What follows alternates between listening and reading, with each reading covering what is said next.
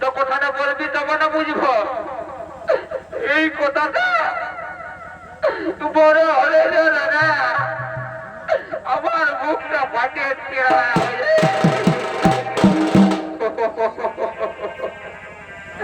দেখো ভাই আমার সফটা নিস না ভাই আমার রে এই যে কাঁদে একেবারে না খেয়ে সেবা করে শিখন বাগনে করে দিলি রে। রাম রাম রাম রাম রাম রাম রাম দাদা দাদা রে তো কি কথা বলে বলবি তবে না হ্যাঁ দাদা রে আমাদের গায়ে তো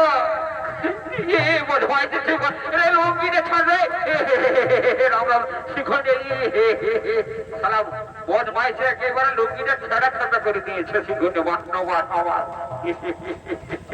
রাম রাম রাম রাম রাম রাম এই সারা থেকে আর কোনদিন মাল খাতে আসি দাদা দাদা রে আমাদের গায়ে সমান জুড়ি যতলাম ওখানে বন্ধ ছিল দাদা।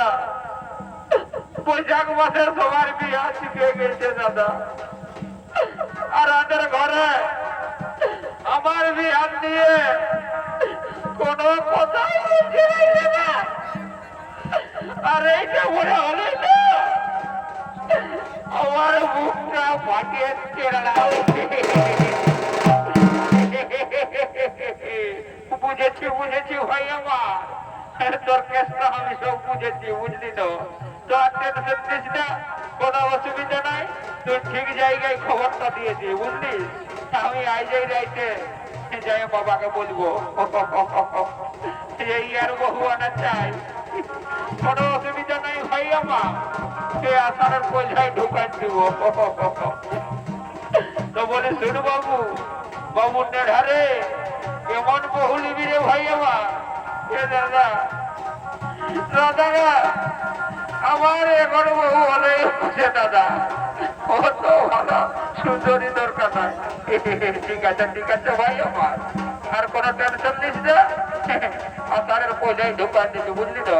তো বলে শুন রে নেড়া বলে আমাদের মহারানীকে দেখেছিস তো হ্যাঁ দেখতে কত সুন্দর দেখতে যেমন সুন্দর তেমনি তার অন্তর তাও সুন্দর বুঝলি তো। আমাদের সমস্ত প্রজাদের কত ভালোবাসে বল হ্যাঁ। আর ইয়ারা মহারানীর ভিতরে যেমন ঢুকে দেখেছে আর আমরা হাড়িয়া মধ্যে কি বলে লোকে কত কি বলে আর হলে রাজার বউ বটে বলা কেউ কিছু বলবে না। ও আমি অত ডরাই থাকি নাই বনে যায় দুটা ছেলে হইল তো কি করে হইল বলো ভালো তারপর রাবণের সঙ্গে অতদিন ছিল কি শুনছি আমি অযোধ্যার নগর নগরে গ্রামে গ্রামে ঘুরছি অবশ্যই পাঞ্চশালায় এসেও সেই একই রকম কথা শুনতে হচ্ছে আমাদের মহারানী সীতা সম্পর্কে। আমি কিন্তু কিভাবে কি বলবো মহারাজ রামচন্দ্রকে যে রাজ্যের প্রজাদের এত ভালোবাসে তারাই কি তাকে সঠিক কিনা সন্দেহ করে না না না না না না এই কথা আমাকে বলতেই হবে। ওরে ভাই তোর আর সুরপান করিস না এবার নিজের বাড়ি ফিরে যা।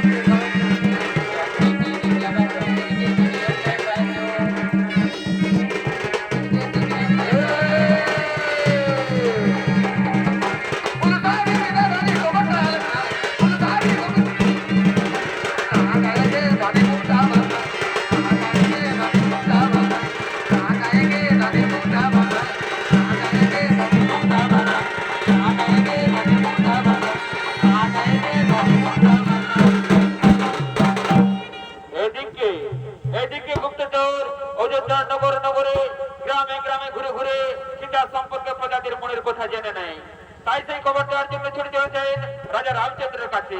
আর দিকে সীতা মনের আনন্দে রাজসভায় আগমন করছে।